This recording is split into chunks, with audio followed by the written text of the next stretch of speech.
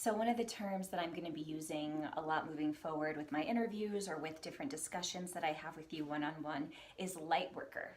Lightworker is a term that's been around for a little while. Different people use it in different ways.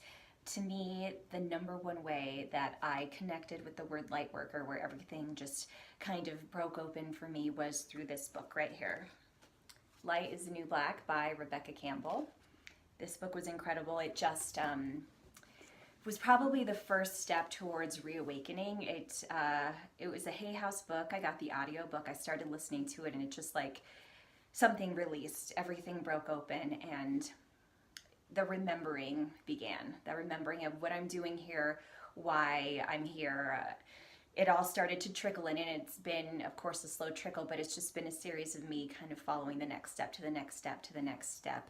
But the term lightworker is, well, let me tell you how Rebecca describes it, because this really resonates with me.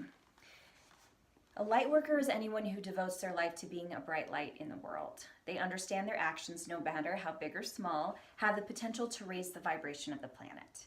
A lightworker's soul is awake, conscious, and that their presence matters and that they're part of something that is bigger than them. I think a lot of people are lightworkers right now who don't even know that they are.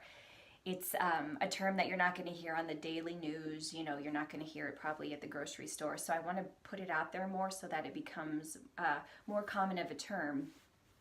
So does that resonate with you at all? For me, it was just like, I mean, light, of course, light bulb went off. I said, yeah.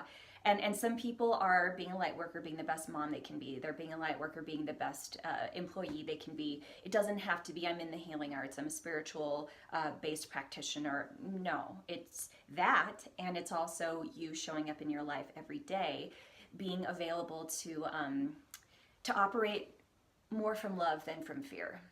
And knowing that everything that you do in life has impact. And the impact can either help somebody else or not help somebody else. So how are we showing up every day? Are you being the light? How are you being the light? I think that's a pretty magnificent job to have, and I think that there are more light workers now than any other time on the planet.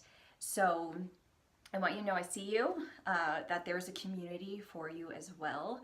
What questions do you have about being a light worker?